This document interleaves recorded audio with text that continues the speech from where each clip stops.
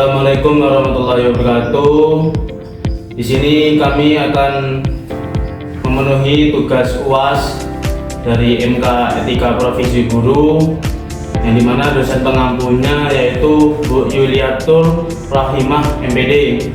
Dan di sini kami akan memperkenalkan diri dari saya, yaitu nama saya Hadi Saputra, NPM 2212 138, dan di sebelah saya ada saya Aprilian Salihuddin 22 12 10 222. Saya Muhammad Hairul Fareza, NPM 22 12 10 27.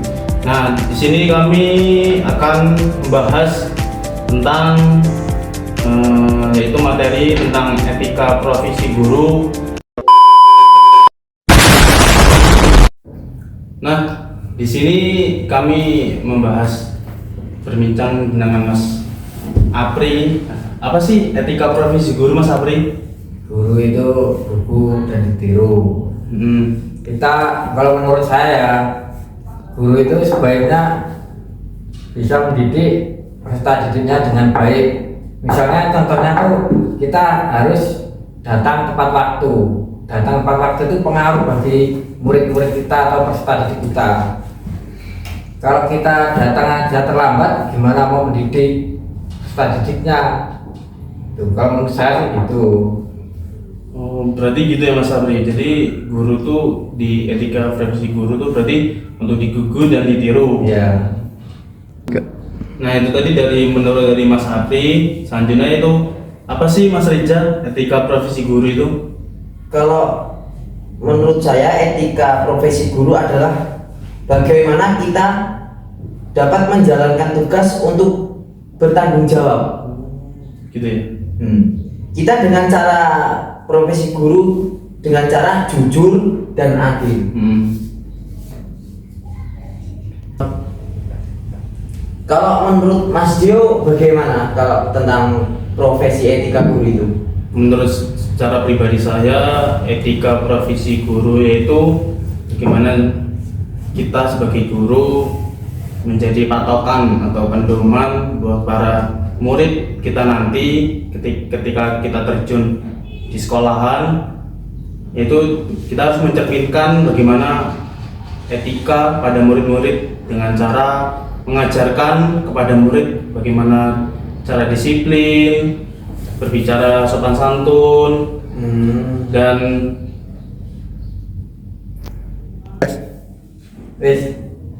Tapi menurut saya nih, di era sekarang, zaman sekarang 2025 ini banyak guru yang seolah-olah mengajar itu semena-mena gitu, sambil bermain HP lah, sambil live gitu.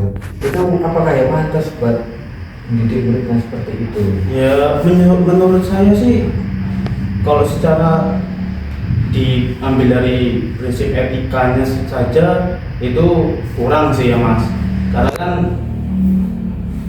guru juga kan sebagai contoh toh buat masa depan anak Indonesia yang katanya nanti 2030 Indonesia emas itu kan sudah tertera toh di pemerintahan katanya. Tapi kalau secara gurunya sendiri saja mengajar dengan cara bermain HP seperti TikTokan lah, yang live lah, dengan mencari keuntungan buat diri sendiri, bahkan tidak memikirkan muridnya, gitu loh Mas. Harusnya menghindari yang hal-hal seperti itu, misalnya kayak TikTokan, live, apa kan guru sekarang kan banyaknya sekarang yang biasanya kalau jam-jam tertentu itu ngajak-ngajak muridnya joget-joget, itu apakah yang pantas gitu kalau buat murid-muridnya? Ya kalau diambil sisi negatifnya menurut saya nggak pantas sih. Tapi ada sisi lain kan, ada secara positifnya. Di positifnya kan ketika guru itu melakukan hal seperti itu kan melatih anak agar tidak jenuh di kelas.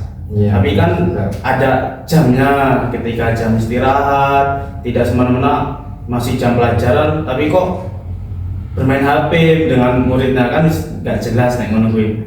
Iya benar. Gimana kalau menurut Mas Ija? Gimana itu? Kalau misalnya ngajar sambil mainan HP gitu, Kalau ngajar, kalau biasanya kalau guru ngajar kalau pegang HP itu ya gimana ya, kurang pas lah. Masa kalau ngajar kayak kita nih ngajar, masanya pakai HP, kayak apa ya, seandainya ngajar sambil mainan HP gitu. kalau ngajar, kalau biasanya kalau guru ngajar kalau pegang HP itu ya gimana ya, kurang pas lah. Masa kalau ngajar kayak kita nih ngajar, masanya pakai HP, kayak apa ya, seandainya anak-anaknya udah bawa HP, kayak soalnya kalau di pondok itu kan udah bawa HP, terus masa gurunya mainan HP kan kurang pas lah. Solusinya gimana untuk mencegah hal-hal seperti itu? Ya untuk solusinya ya gimana ya, kalau guru itu Gawanya nggak nggak boleh lah kalau masuk kelas juga main HP, kurang pas solusinya.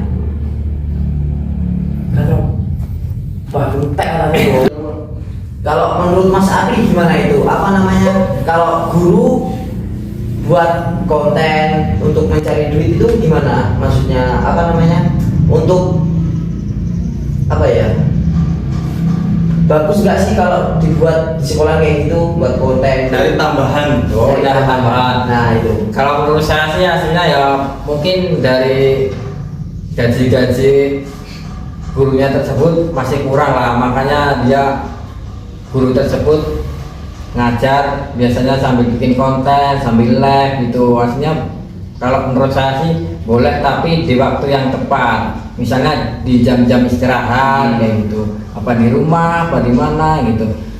Kalau seorang guru tuh seharusnya waktunya mengajar ya mengajar, kalau waktunya istirahat ya istirahat gitu kan, ada waktunya tersendiri. Boleh sambil nge-live itu boleh, tapi waktunya yang tertentu, misalnya kayak istirahat kayak di rumah gitu. gitu tuh. Kalau menurut Mas Dio gimana itu untuk menganu apa namanya, menanggulilah guru lah itu yang Ya kalau menurut saya sih ada baiknya dan ada tidaknya. Kalau ada baiknya kan kayak seperti guru-guru swasta kan gajinya pun digaji dari SPP gitu kan. Iya. Nah ya kan, kayak sekolah-sekolah swasta Iya. kan guru-guru kan gajinya dari SPP, dan gajinya pun gak seberapa, nggak kayak di negeri. Iya. Yang hanya di per bulan atau triwulannya kan 300 atau 500. Ya boleh saja sampingannya dibuat konten seperti itu. Nah kalau di negatifnya kan mungkin kurang pas saja, karena kan ya jenengi guru loh ya. Iya. Jenengi guru ki ya digugu dan ditiru, mosok iya toh.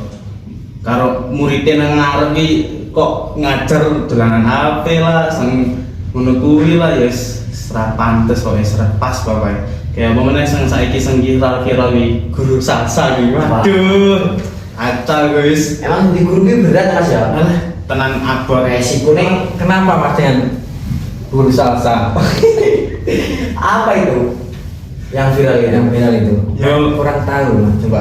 Kalau yang saya lihat di kayak scroll di TikTok itu yang viral, guru salsa viral, waduh. Nah gue yang viral kan mergo nge-live sambil goyang-goyang dengan pakaian Yang ketat lah ya. ketat, tidak pas, nggak seperti guru zaman dulu gitu loh. Iya, jauh. Zaman dulu sama zaman Jauh. sekarang beda jauh Mas. Dia jauh memang. Mungkin maksud Mbak Salsa itu biar menarik guru-guru yang lain gitu, yang laku menarik perhatian gitu, makanya Mungkin. ketat-ketat. Mungkin. Tapi ya Gak nggak bahaya. pantas. Belas toh. Belas. Bahaya nek ngono. Bahaya toh, nanti muridnya bisa. Ya itu maksudnya siapa? Ibu siapa tadi? Salsa. Nah pakaian ketat itu nggak pantas juga.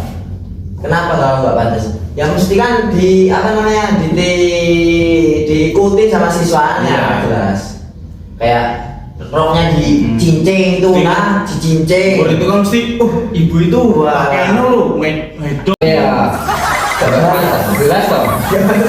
Belas. Bahaya nek ngono. Bahaya toh, nanti muridnya bisa. Ya itu maksudnya siapa? Ibu siapa tadi? Salsa. Nah pakaian ketat itu nggak pantas juga. Kenapa kalau nggak pantas?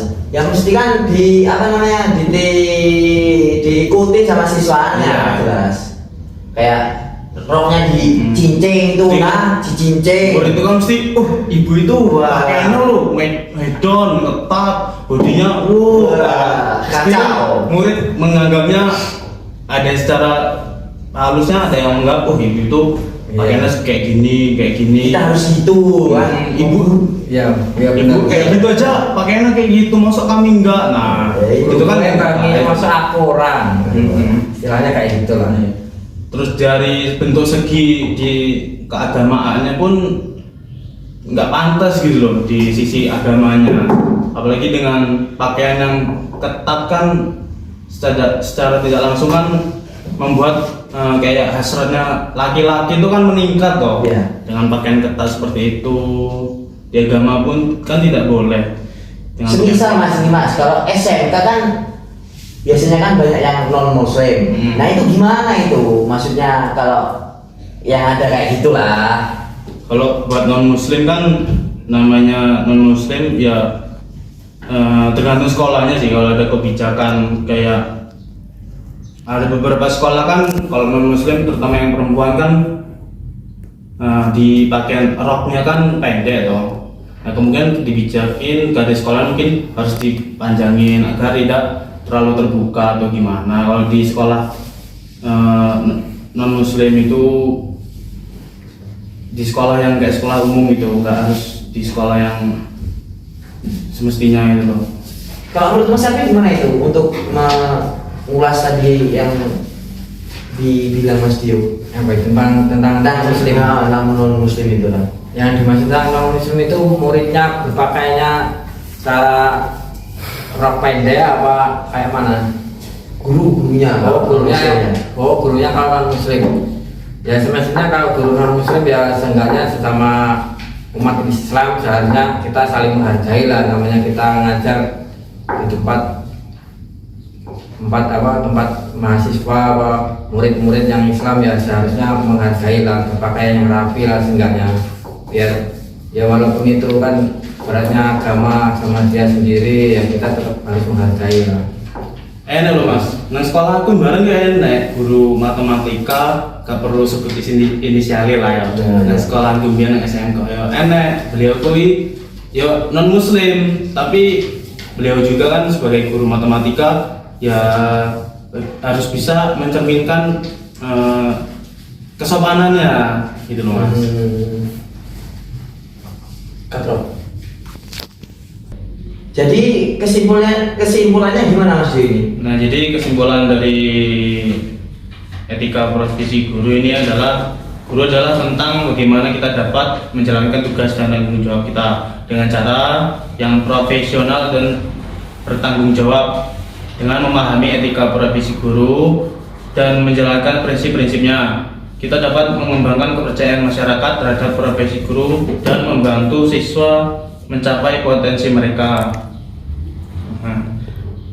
Baik, begitulah isi dari podcast kami tentang bincang-bincang pada kami ini yang kesempatan sore ini. Terima kasih yang sudah mendengarkan podcast kami bertiga.